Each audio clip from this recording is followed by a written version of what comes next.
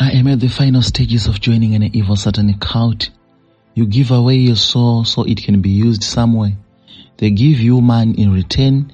You will be promoted once you recruit others. At the first days, they didn't mention about human sacrifice. I thought it was just selling the soul, but now I'm shocked to hear them telling me I should prepare a funeral for my one and only. Hello viewers, welcome once again to another educative episode of African Confessions HD, right here on Extraordinary Africa.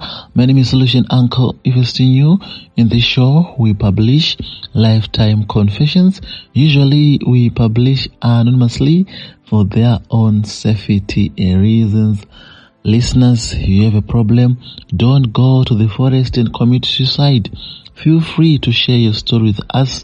Simply contact us on our WhatsApp number +263 775 597 775 +263 775 597 775, or you can contact our PR Fidel Goch at his Gmail account, fidelgoch@gmail.com, FIDELGOCH@gmail.com. Today we have 3 confessions, so stay tuned as I'm going to take you through all the stories. But before we get into the confessions, I have a complaint. They are saying they want me to help them locate the naked church. I don't do that. The reason why we open this channel is to help people get out from evil spirits. So how can I help you locate the naked church? Because people are being paid. You hear that people are being paid after attending those evil services. Yellow uncle, please hide my identity. I am in the process of joining satanic cult, but also thinking not to attend the final meeting. I brought the required items to be used in the initiation final day. The most hating thing is to sacrifice. If I am not to sacrifice, then I'm the one going to die. After that, who will take care of my kids? I put the blame on a friend I met on social media. The person was still new in town and he was looking for friends in town. I commented on the post. We started chatting every morning, evening, to an extent that we couldn't finish a day without talking.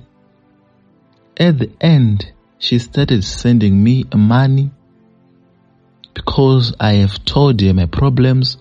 I was struggling after I lost my husband to cancer. We are still at hospital bills. I couldn't make it to take care of the kids as well as paying fees. It was very difficult for me. So as a friend I met, I think it was best we should share. The person took advantage of all that. At the end, he ended up sending money, visiting us, and our lives changed. We were relying from that lady for almost 5 years. My kids loved her because she did everything they wanted her to do for them. She used to take them for weekends. After finishing weekends, they will return home. Most people who are staying near our house thought we are relatives, but we are people who just met on social media. There is this day I visited her at her house. She was in this room for almost 10 hours. I was waiting for her to come out. I slept on the sofa from 6 to 6, came out from the room and gave me money and said, please don't come at this time again or else you will be in trouble. I didn't understand, and the way how he was looking at me, it was so weird. Don't have anything to do besides continue with the friendship. I returned home. When I returned home, the next night, I dreamed weird things. From that day, I never have a good dream. I was dreaming the lady coming into my dreams, going with me to parties, different areas. Tomorrow, I will be very weak. At some point, we go to places with reddish soils. It was shocking to see when I wake up in the morning, there will be red dust in the blankets, meaning to say I was there physically. I started going to church, praying because I was afraid to lose myself. I was receiving death threats in dreams. Who will take care of my 3 kids? I'm a widow, I don't have a relative. So at the church they told me, there is this person you met. Another prophet told me, there is this friend you met on social media. The friend you met on Facebook, that person is evil. I didn't understand because the person has been helping us for some time. So I decided I was going to pray, but I was not going to cancel the relationship. I returned home, I was praying before sleeping, after sleeping, before eating, just like what you teach as Solution Uncle. I was doing all that. The person started not coming at my place. I was afraid where I am going to get the money to buy food for my kids, to pay rentals. I visited her and she told me she wasn't able to continue the friendship with me. I begged and she said there is only one way she can help me with. That was going with me to her church. I wanted money. We went together at the church. The church is here in Pretoria, but I won't mention where it is because I will be in trouble. I am afraid for my kids. It's better I will die myself. At that place, they attend services during nights. They wear red and black gowns. Everyone at that church don't have hair. They have bowed on their heads. Women, both women and men. We attended the first service. I didn't understand the language the preacher was using. Their songs, I didn't understand a single. I was confused, and the friend was looking at me, smiling always. After the service, my character changed. I didn't understand what was in me, but I was someone who don't care at all. At some time, the friend invited me to a place. I went. There was this person who was preaching. They started telling me about the church, their core business, how to join, the benefits. The benefits were awesome. Money, cars, houses, everything I was desiring to have. I was told, we are going to give you, but on one condition, you have to give us your soul. I accepted, and we started the process. They said I was the one who was going to buy the items which are used in the joining process.